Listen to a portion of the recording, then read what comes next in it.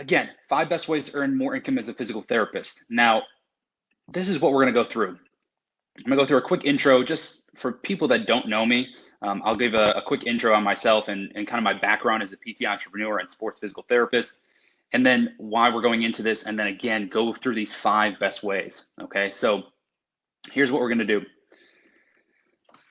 If you guys don't know me, if you haven't followed the student physical therapist, I'm a USC residency, sports residency trained physio. I'm a board certified sports physical therapist. Currently, I'm a lead physical therapist at a company that I work for 5 days a week. And so I do have a full-time job in addition to doing all these other extra sources of income. I'm a former director of performance and training at a previous company. I am a concierge trainer and physio. I do house calls every single week to the west side of Los Angeles. I live in Los Angeles, California. And I do that every single week. I'll show you a schedule in the next few slides so you can see what my day-to-day and week-to-week looks like. I'm a co-founder of the Student Physical Therapist, which is probably how you found this. I'm a PT consultant for a gymnastics gym and AAU basketball clubs. Now, truthfully, that's died off a little bit during this pandemic, but we're going to go through some of that later on. I'm an author of the Release Rebalance Method, which is geared toward consumers specifically, and that book is partnered through Paleo Hacks, which we're going to talk a little bit about self-publishing versus partnering with a company and the differences with income, things like that. I'm a live video host. Every week I go live with Paleo Hacks. I do Instagram stories for them. I do Facebook Lives with them. It's actually ramped up more during this time frame. And again, I'll go through these things of why I think it's a great source of income for a physical therapist to get into. I'm a writer, obviously, and then course creator for my company, Brian Schwabe DPT. So let's dive into all of those things shortly. Again, though, why did I want to teach this webinar? Well, first, I really love teaching and educating. I think that's just something I've had a knack for a while. I've been doing the PT entrepreneurial journey for probably 5 or 6 years now, and every year it's grown to a point where I want to, help other physical therapists go down that same journey, because I was buried in student debt and I had sports residency debt. So a lot of the stuff that I dealt with, I know a lot of other physical therapists deal with too. I mean, I know my colleagues have dealt with it. I know that a lot of you that are on here right now and the ones that are waiting for the replay are dealing with that as well. And then 3, many physical therapists unfortunately have lost income during this pandemic. And I think that's another reason why a lot of us are looking for additional sources of income, because of just the world right now. So, and then just lastly, I really believe that if physical therapists invest in themselves to branch out, to grow additional income sources, and just expand our profession more, our profession itself is going to grow. I think it's really important that we do a better job of that as physical therapists. So before we get started with income stream number 1, I just want to show you a basic schedule, and this is just my schedule. So, this is a typical week in the life of what I go through for the last couple years, but it's probably more now. I have more training clients now than I ever did before, which I know sounds crazy at this time, but there's so many ways to scale training and scale other sources of income that I've just taken advantage of that time, and I've been very fortunate. So, this is just a typical schedule for me. This morning, we had a student physical therapist meeting. We're going through the webinar now. I have some training clients later on. And then I always go through some business stuff around the middle of the day on Sundays. Monday, Wednesday, Friday, I'm working 10.5-hour days at the clinic. And then Tuesday, Thursday, I'm typically working like a 4 to 5 hour shift. And then I have more training clients, both virtually or in person. I only take a few in person. It's only like 1 or 2 people because I trust them. We all wear a 95 mask and we do it outside. But it's something that, I do a little bit of. And then on weekends, the same thing. So I'm pretty busy, and I want to show you guys this schedule just because it is very possible to schedule out additional ways to make income outside of your 9-to-5 job or whatever your schedule is. If you're lucky enough to have a schedule like me, then it's a little bit easier. Maybe you're able to get 4/10s. Maybe you're just doing 5/8s, but you have a schedule where, I'm done by 5 and I can start to work on some additional things like being a Facebook Live or Instagram story host, writing articles, creating courses, doing a virtual personal training, consulting on the weekends. So all these things are doable no matter what your schedule is. I just wanted to show you an example schedule so you have something in the back of your mind. All right, so income stream number 1, right? Facebook Live and Instagram story video host. So let me explain what that looks like, because I've been doing this for probably about 4 years. So 2016 is when I started, and it's been something that over time has grown more and more. And I'm going to explain as I go along how you can turn one source of income into multiple sources of income.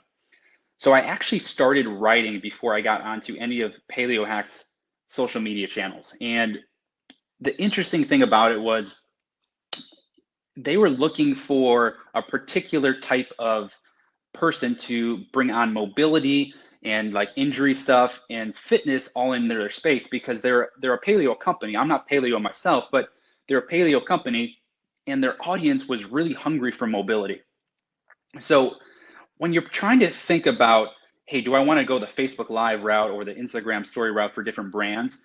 Understand that each brand has a different audience, and that is where you could potentially tailor a pitch. Now, we don't have time to go through a specific pitch because there's just a lot involved. I'm going to just teach you in this webinar how to get started with everything, because otherwise it would take way too long. But Facebook Live is one way that I've made income over the years, and I think it's a way you can as well. You're seeing more physical therapists branch off into these social media channels. And I'll be honest with you, I have zero social media presence when I started this. And even now, I don't really do too much on Instagram or Facebook myself, just for my own stuff, because I just, I don't have time to do it, to be honest with you. And I think that there's a misconception that you have to have this big following and do all these things to be able to land jobs. That's just not true. That's just a lot of smoke and mirrors, in my opinion. And now I'm not saying it can't hurt, because it can definitely, or it can't help because it definitely can help, but I don't think you need to have it. So Facebook Live, for example, I would go live just like I'm doing with you guys now. I'd teach them things. I'd interact with the audience. They'd usually be about 10 minutes long. Instagram stories are a little bit shorter. You guys have all done an Instagram story, I'm sure. And, during this time, I would, come up with a topic, and we decided it was going to be a mobility Saturday, or right now it's on Tuesday. So I'm doing a little bit of fitness, home fitness stuff, basic advice on injury prevention, some nagging injury things. But again, I think the key with this is I always give a disclaimer that you have to go see a physical therapist for your individualized pain. I'm not trying to give advice on specific injuries to that person, because everyone's different, as we know. So I think it's important that when you do these things, be as ethical as you can be, understand liability. Even though you don't see it, it's there. So you have to be aware of those things. And I think you have to be very careful what you're giving out over the internet. But again, Instagram stories, Facebook Lives. I've also done studio shoots. That has been a great source of income as well. They usually do day shoots. And the way that works is whatever topic that particular brand wants, we go through different scripts, and then we go through exercise progressions. We go through advice, things like that. And then, they'll either put on their YouTube channel or some other platform. There's a whole different way to do these things. And I think what's important is that I teach you how to get started with this, but understand that there's contracts involved. There is ways to, do things where you get paid the right way, different ways to get paid, understanding what these things are being used for. Again, there's a lot involved with that. If you want more information on it, I do have courses on it, and we can talk in the chat box as well about this later. But these are options, right? So these things will pay you anywhere from $50 to $250. Now, if they're studio shoots, you're probably gonna get anywhere from $500 to a couple $1,000s. But understand that if you can get that going for a brand and build yourself up to help that brand, then you can make a pretty good earnings every single week or every single month. So right now I go every single week with Paleo Hacks for Instagram stories, and that adds up for me. So these are things that are possible, and especially now more than ever, in my personal opinion, these bigger brands that have an online presence that were completely online based before just tripled their audience, because everybody is on the internet right now, even more than they were before. So a company like Paleo Hacks right now is absolutely killing it. And I've had discussions with their Paleo Hacks CEO about this, and he's been someone that I've worked with for a while now, because I started writing for him, and then it turned into, hey, I want you to do a studio shoot for us, and then, hey, I want you to join our social media channels, and hey, let's do an info product, right? And that was the Release Rebalance book that we decided to do. So I think the key with this is, if you can build yourself up as a brand and give really good sound advice and figure out what that particular company is looking for, then that's really what's going to help you land these gigs. So if you really want to get into the social media thing and start getting paid for that, one, I think it's a great source of income. Two, I think there's so many brands out there that are looking for physical therapists right now. You see trainers do it all the time. Physical therapists are not good about branding themselves. They're not good about basically reaching out and pitching themselves to people. But these are things that we have to do as clinicians if we want to grow those sources of income. And I learned the hard way. I did it all on the fly. Nobody really taught me how to do this, but I've learned over the years that if you're just a really easy person to work with, you're good at communicating with that particular brand, and that audience likes you, then you're going to have a really successful run with that company, and it can expand into multiple streams of income, as I alluded to earlier with just what I've gone through. So if you're just getting started, what do? You want to build a brand to start with, okay? And the reason why I say build a brand is because you want to make sure that you align your brand with the companies you're pitching, right? So for example, if there was a brand that talked about, wellness drinks or something like that, I would never be able to pitch myself to them because I don't know anything about wellness drinks. I'm not really into the whole nutrition thing as much. Specifically, I'm not, but if that wellness drink brand had a big audience for fitness stuff, then maybe I would be able to pitch myself to it. Maybe I can find some type of common ground with them. And that's really what you want to do. So if you have some type of web presence, that's all you need. And then you just need to be very niched out for what you want to go after, right? So my niche is, at least for the consumers, is mobility and just general fitness advice. For clinicians, it's different. For clinicians, it's more about training, educating, and I do even a little bit of consulting. But consulting is also for the public. So I've kind of dabbled in both spaces, and it's a little bit harder to do that, but it is possible. So you need to decide if you want to go after this type of income, which space do you want to be in? Do you want to be in the medical space where you're going after clinicians or athletic trainers or PTAs or doctors or whatever it may be? Or do you want to go after consumers, right? Which is what we do every day in the clinic anyways. When you do this, when you decide this, understanding your tone and the way you speak matters, right? So I'll give you an example. You want to go after consumers. I think you see way too many PTs doing that on Instagram and stuff like that right now. But I'm talking about going after brands where you can actually get paid. I'm not talking about doing it. I mean, you can do it a little bit on your own, but I'm talking about going after brands. When you do this, how you speak in the clinic is probably going to be how you try to speak, when you're creating content for these brands. But also understand that particular brand might have a certain way of presenting things, and you need to match that particular tone and way that they're saying things, right? So for like Men's Health, for example, Men's Health has a specific audience for men. They have a specific way of how they speak to their audience, to their magazines. You need to study all those things ahead of time so that you can pitch yourself appropriately, but also so that when you create content for them after you get hired, you can speak to their audience better, okay? Now, medical community, like a clinician, it's going to be how you speak to a colleague, okay? Like how you would speak to one of your coworkers about, specific things. Maybe you want to, dabble in that space of creating branding content for, let's say the student physical therapist. Let's say that we had people do that, for example. You would want to speak in our language. You'd want to go after sports and orthopedics, right? Again, you can dabble in different spaces for Instagram stories, Facebook Live, studio shoots, all these things. You need to think about which ones you want to go into. So that's the first stream of income that I think is great to go into. The second one is being a writer and an author. So being a writer and an author is just another way that you can, earn additional income. Okay, so I've been a writer for the last 4 or 5 years. Again, that's how I got started with Paleo Hacks, but I started before that actually. I started with the student physical therapist. I was horrible. I'm still not that great, to be honest with you. I think there's ways that you can improve as a writer, and I'm not going to teach you how to write, but I will teach you how to get started with this. So being a writer and author is definitely a great way to earn income. Writing is easy to do because there's a lot of companies that look for writers. They all pay differently, and there's a lot of options out there. And I put a whole list together of different companies, but it's extremely long, so we can talk about that at a different time, or you can check out the course. But writing is an easy way on weekends and in your free time to, earn some additional income, and they will pay for per article or per word count. There's a lot of different ways they pay, so you have to understand that. But again, it's the same thing. You have to speak in their audience. So the way I got started was, again, writing for the Student Physical Therapist. I wrote for Covalent Careers for a couple of free articles.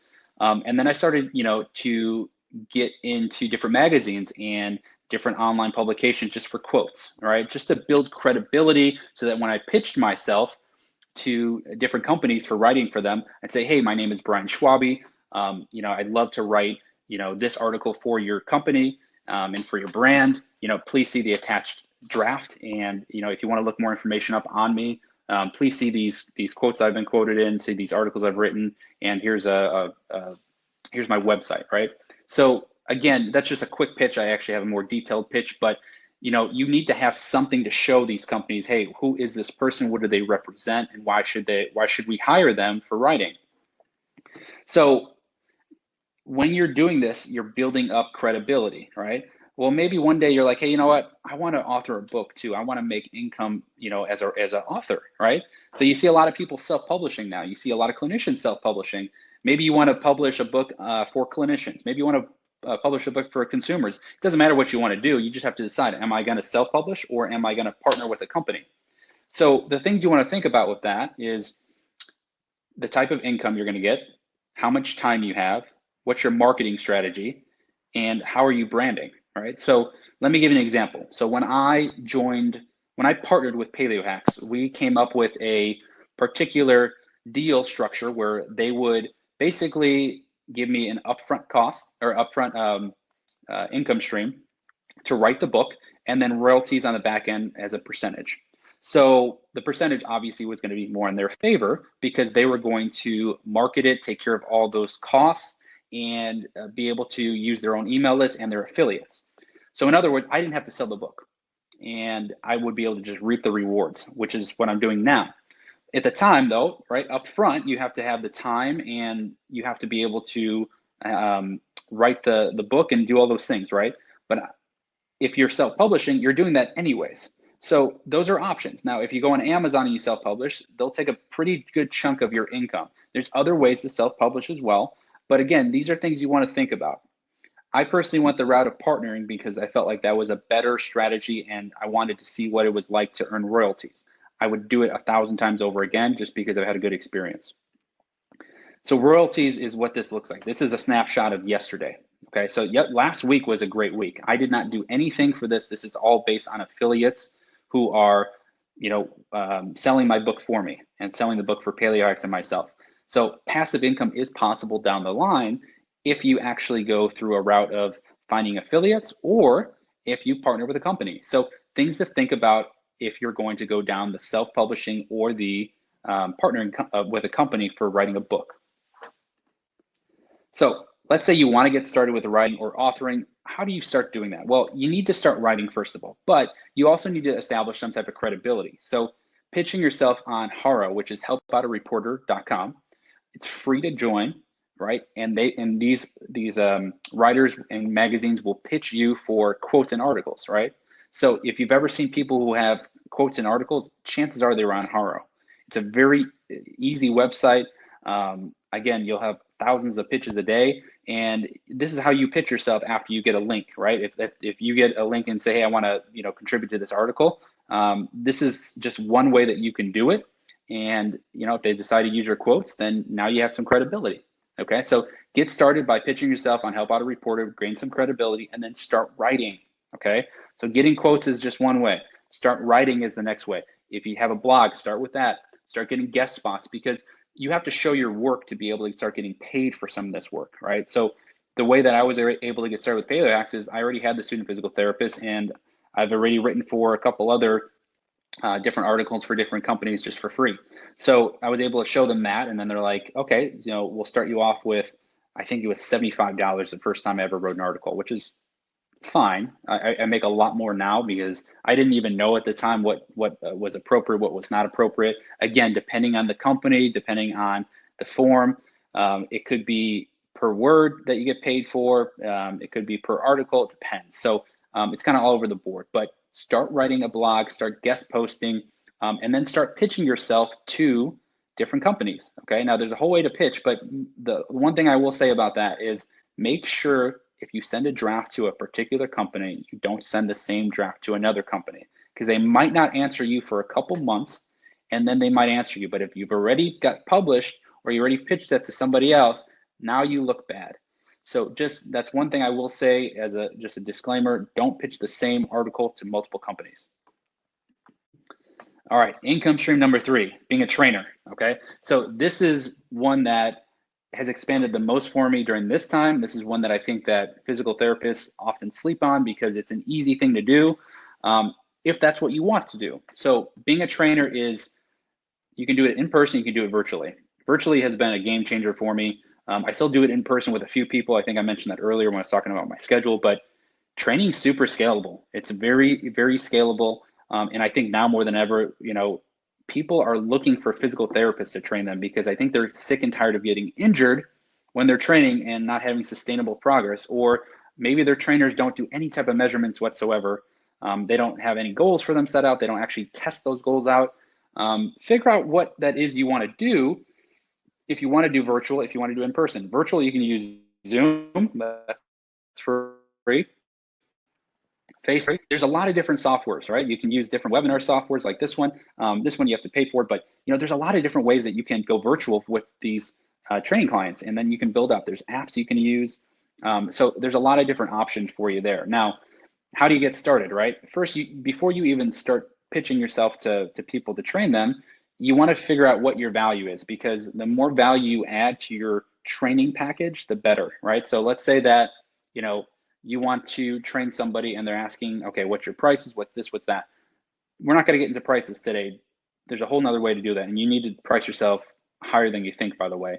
There's a whole formula for that. But what you do need to do is defend those prices and defend what you're doing and what makes you different. Okay, that's the most important thing, because if you can't do that, you're not going to get the sale and you're not going to be able to start working with them and earning income consistently. You might get a one-off. But if you have a deal in place saying, hey, listen, I charge $150 for the hour, but we're going to go through an assessment, build you out a one-time monthly program so that when I'm not working with you, you have something to follow along. And then, we're going to check in every week via text message, right? So if I only see you once a week, then we'll check in just, later on in the week, see how you're doing with stuff. And then we're going to set goals each time. So again, figure out, that's just an example of one package you can do, but figure out what that is that's going to be your big value that's going to separate you so that you can make that sale. Now, how do you find clients, right? So let's say you want to get into training and you want to make this scalable, because it is scalable. Well, the first step is using your contacts. There's chances are there's somebody looking for a trainer, but you got to reach out to your contacts. You got to say, you got to ask people, hey, are you looking, do you know anyone looking for a trainer? I'm starting to dabble in this space a little bit more. And chances are right now, people are looking for that because people are trying to get in shape still. A lot of gyms are closed depending on what area of the country you're in, or they don't want to go to the gyms and maybe they want to, just do some home workouts. So they need help with that, or maybe they have aches and pains. They're trying to work around things. Use your contacts first. If you can't get anybody through that, next use some apps. There are some apps out there that, can help you find clients. You can join a fitness company if you want to go through that route and you don't want to be your own boss, but that's an option. And then you can branch out to even training people at your clinic. Maybe you pitch something as an additional income stream to your boss, right? And that's something that I did in the past when I became a director of performance and training at one of my previous jobs. I made that as an extra income source, cash for the clinic. And I would earn a bonus then every quarter as a result of how many training clients I'd pull in, because we charge, more than what we were getting for insurance. So again, there's lots of different options for finding clients, but that's how you get started. And then remember, build out whatever your program looks like. Make it look really good. So this is something I built out. It took some time, but this is a great thing to use if you can build out some type of Excel. Maybe you have, a specific Excel document where you're able to drag and drop different programming, and you can send it out to your clients. And then once you build it once, then you can just reuse it over and over and over again. So it might take some time up front, but it's worth it because then you have something that differentiates you. All right, income stream number 4, consulting, right? So consulting prior to the pandemic was one of my greatest income stream sources. And the reason why was because I was working with a gymnastics gym and an AU basketball club. And I would go pretty much every other weekend to that particular gym. And I'd work with their athletes, and I'd help them with their flexibility, their mobility. I'd help teach the coaches how to do things. There's a lot of ways you can structure consulting, and let's dive into that a little bit. So I'll give you my experience just as a way to lay this out for you. So I had a mentor in high school and college. I was a PT, and she knew somebody out here in Los Angeles. And that client was someone that I worked on just for personal training. As a result, though, that particular client, her daughter was a gymnast, and she was telling me about how all the gymnasts were getting injured at the gymnastics gym. And I'm like, I'd be happy to chat with them if you want. So I kind of pitched myself in a very nonchalant way. Didn't really know what I was doing, but they ended up with like, yeah, I think the coaches would love to hear because they're frustrated. They're trying to figure out what to do. I'm like, well, let me go in there, and she introduced me via email. I went in there. I had something ready to say, hey, I can help you, deal with this injury crisis you guys are having. Let me go ahead and just observe a practice and I'll give you my thoughts. I'll do it for free. So the first time I did it for free at this gymnastics gym, big box, and if anyone's ever done gymnastics, it's very, very expensive to go there every month. So they have a lot of money often. So by observing the practice, I noticed that they were just overworking these girls, and more importantly, they were trying to stretch them just beyond their ranges, and they had no strengthening whatsoever. So it was very basic in nature, but I was able to point out a few things to the coaches in their terms so they could understand it. I didn't use terms that I would use with physios. I used terms that I would use with clients. And I told them, like, listen, I can come in every single week or every single month if you'd like, help out whoever's injured from a flexibility and mobility and strength standpoint. And when I say injury, I mean like aches and pains. I did this more as a wellness thing. I never did any hands-on work. I didn't want that liability. In California, I can do wellness, but I didn't want to do physical therapy. I just wanted to stay out of that realm completely. So I did it from more of a training aspect and a physio consultant, but for wellness purposes. So again, you have to look that up with your state practice act, but there are options for consulting like that. And as a result, what happened was I started with just going in there every single month and helping some of these girls out that would need help with flexibility and mobility, just showing them how to do their own self-screening, just kind of listening to what they were dealing with aches and pains wise and what they're struggling with, and like different positions, things like that they were doing that the coaches couldn't figure out. And then I would tell the coaches afterwards, hey, this is what I saw, maybe this is something you can add into your program. And that expanded over time. And what happened was it got to a point where I started teaching classes now once a month as a warm-up, right? I put an injury prevention warm-up in. And then finally, a year later, after I was doing that for over a year, I was like, hey, why don't we do a screening with these girls? And whichever parents want to pay for it, we can do a full body screening on video, everything, have them sign consent forms. And then this way, you guys have a specific program for each one of these individualized girls for what they need, because they either keep getting injured or they're looking to make performance gains. I think you always have to, play that fine line of injury prevention versus performance, because performance is something that people want more than anything else versus injury prevention. So again, consulting is a great option, maybe not now, but it could be an option for, let's say, these desk workers, right? Let's say these bigger companies, these tech companies that have globs of money, they bring trainers all the time. Why can't they bring in a physio? So these are so many options out there. It doesn't have to be sports. It can be, desk workers. It can be yoga gyms. It can be whatever it may be. You just have to come up with the right pitch and explain why your services are going to help enhance their bottom line potentially, right? So now, right? So my gymnastics example, when I was in there, now the owner can say, hey, we bring, for prospective clients, hey, we bring in a physical therapist twice a month. He works with all the girls, that he helps out all the coaches to make sure that we tackle the injury crisis in gymnastics. Again, if you approach it from how do I improve that brand or that company's bottom line, then you can pitch that to them that way, and they can understand why they're making that investment in you. Same thing with the Facebook Live, same thing with the writing services. It's all about what can you do for that brand, not what can they do for you. It's what you can do for them. So you want to get started. How do you get started? Well, figure out who you have connections to. It's very similar to training. Your network is usually your best tool. So if you used to play for a club, a coach, something, reach out to them, see if they'd ever be interested in just chatting, right? Don't pitch yourself right away. Just be like, hey, you know what? I would love to come by and kind of see the practices. I know that I've been working with one of the girls with soccer, and she mentioned that a few of the other girls were injured. Can I come by and take a look at the practices? There's ways you can do this, and again, there's so many different ways to pitch yourself. I go very specific into that in my consulting course, but just know that the best way to get started is figuring out who to actually reach out to. Go talk to those people, see if they would be interested in having you come by, even just for free in the beginning, and then you can develop a pitch based on what you see. So who can you reach out to? Again, write down all those names that you could think of, group them in the same sport or the club or the team, figure out if there's multiple connections, and then you can go into it. Other thing you want to think about consideration-wise with consulting, every sport is different. Gymnastic gyms are usually large boxes that run on monthly memberships. AU basketball clubs run on yearly memberships. Some clubs are nonprofit, some are funded 100% by the parents, and then any additional cost needs to be approved by the parents. So understanding the financials is really important as well, because that way you can offer your services in a different way. So for example, you could offer one service to the entire club or an individual team based on how they're funded. And then you could also do it to individual athletes whose parents want to pay separately. So I'll give you an example of the consulting again. And this goes back to earlier. I started consulting after I was working with a personal training client. Then I turned it into consulting. Consulting turned into an additional stream inside that same gymnastics gym for putting screens together for individual parents that wanted their kids screened.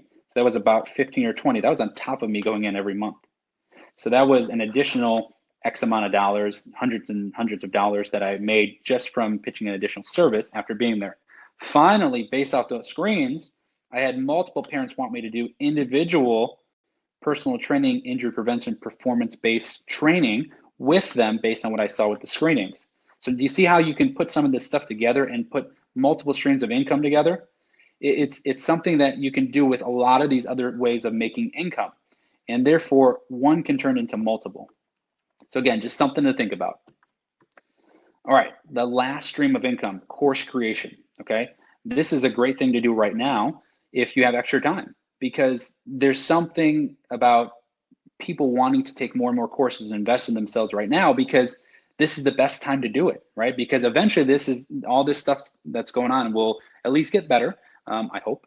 And things are going to change a little bit again. But in the meantime, people are trying to improve their skills, improve their knowledge. There's so many things you can do with course creation based on whatever you're really good at, right? So I'll give you an example. What I've done is I've built courses on things that I'm good at, right? So my niche is sports physical therapy, because I'm a board certified sports physical therapist, and I've done a residency. I have a lot of experience with sports. So I'm building out lots of sports courses, and I'm also a really good entrepreneur. So I've built out these things based on conversations I've had with people, because people want to get involved with, how do I start consulting? How do I, build income streams? How do I pitch myself? What do I price myself out as? What are the legal considerations I need to think about? There's so many things you need to think about. And that's why I created courses, because people were interested. So you might have a niche particularly that you want to build off, right? So what do you need to think about when you're creating courses? Well, what platform are you going to put it on? All right. Now you can do in-person courses as well, but I'm talking about right now. So right now you could create an online course. What platform would you distribute them on? Is that platform user-friendly? Can they make their own account? Does it require any extra time on your hands? Whatever it may be. How much upfront cost will you have, right? A platform, software, maybe having a mic, lights. I'm using a light right now. Computers, phone, email list, all these things for marketing purposes, whatever it may be. What population are you targeting? Are you going after consumers? Are you going after clinicians? What is it that you're going after? So things you need to think about with courses. So how do you get started, right? Well, let's say you have a niche that you want to create a course on. Well, after that, you got to figure out what platform, because if you figure out the platform, then you can actually build it, all right? And then from there, you can say, okay, if I build this out, then from there, I need to come up with a marketing strategy. I need to figure out where I'm going to get my potential clients from, so there's social media, there's email lists, which I recommend the most, email list. There's word of mouth. There's so many different ways that you can potentially get people interested so that they can see your courses and decide if that's something they want to do, right? You got to build out a sales page so they understand what they're actually getting in those courses. There's a lot to think about, but figure out what platform you want to use. You want to put it on just your website, right? There's a lot of free services for just creating a website, but then you have to manually input people a lot of times, right? Depends on how much coding you know. Are you going to hire somebody? But then if you hire somebody to make a website, do you have to rely on that person? I've made that mistake. We made that mistake with the student physical therapist early on. We hired somebody, now we got to rely on that person, right? We've switched things over time. Teachable is something I put my courses on. I think is very easy to use. Kajabi is another one. Thinkific is another one. All these platforms are just ideas for you. There's so many more other platforms. These are just the popular ones that I know of. It's worth looking into though. So think about what platform you'd want to use if you want to get started with that. All right, so to recap all this stuff, and then we'll take questions and we'll go through stuff, and then I have a special offer as well. So there's many different ways to earn income as a physical therapist in your free time. All of these things that we went through today, these 5 best sources of income, can all be done in your free time. They do not require you to do it, in a 9-to-5 type time, right? Writing, you can do whenever you want. Facebook Live and Instagram stories, you can do whenever you want. You can just say, hey, I can do this on Tuesday mornings, or I can do this on Tuesday nights, or hey, I can do this on Sundays, right? Authoring, you do in your free time, right? Training, you can do in your free time, right? You can choose. If it's virtual, it's a lot easier because you don't have to leave your home. If it's in person, that's different. But again, there's advantages to that as well. If it's course creation, you can do that whenever you want. Eventually, that becomes more passive in nature. And then consulting is something you have to do in person, but you can also technically do it virtually now, right? So a lot of these tech companies, again, are looking for people, right? They're having people work from home, but these people working from home are sitting more, they're not exercising. There's so many things that are going on, and they still have lots of money. A lot of these online companies have lots of money. They bring trainers in. Why not bring a physio in? So start by establishing whatever you're passionate about, whatever your strengths are that guide you, right? Build relationships when you're first starting out to establish trust and credibility. A lot of the things I did in the beginning, I did for free, or I did it for a cheaper price based on, I wanted to get started. I wanted to learn. I wanted to test things out. And over time, I've changed all my prices. Again, there's a way to do that as well over time. I think you could probably start a lot higher than I did for a lot of things. But again, I didn't have anyone to teach me how to do this stuff. I had to learn the hard way, and I probably wasted a lot of time, but I still earned income. So that was what was important. And now I'm at a point where I feel very comfortable earning income every single week and building out a schedule and pricing myself appropriately so I don't waste my time. And lastly, understand that one income stream could lead to multiple other streams. So I've used multiple examples with that, but that's something that I think is so important to understand, because, don't be short-sighted. Look at the long-term benefit of whatever you're doing and try to build it up as much as possible so you have multiple streams going, so that if one falls off, like it did with consulting for me, I have 3 or 4 or 5 other ones that I can go into. So hopefully you guys got a good understanding of different ways you can make income with this thing. Now, I have a replay for you guys. You can have this afterwards. I'm going to take questions now, but if it's okay with you, I want to just give you one quick pitch on my courses. Because you guys joined this webinar, I am going to give you a special price for the 3 courses. I'm going to give you guys these 3. I've never done this before. I've done 3 courses here: Return to Sport Essentials, the Physical Therapist Entrepreneur, and the Physical Therapist Consultant. And I'm going to do that for $149. So I'm only going to keep it up for like the next 20, 30 minutes. But if you guys want those courses and you want more information on how to pitch yourself, and specifically how to price yourself out, the legal considerations, things like that, then check out this course. Again, I will answer as many questions as I can in the chat box during this time. I'll leave this up. I put the offer up. You can go ahead and take a look at it. It's up now. Again, I'm going to keep it up for maybe just 15 of you guys and see if you're interested. But please ask as many questions now going forward as you can, and I will answer as many as possible.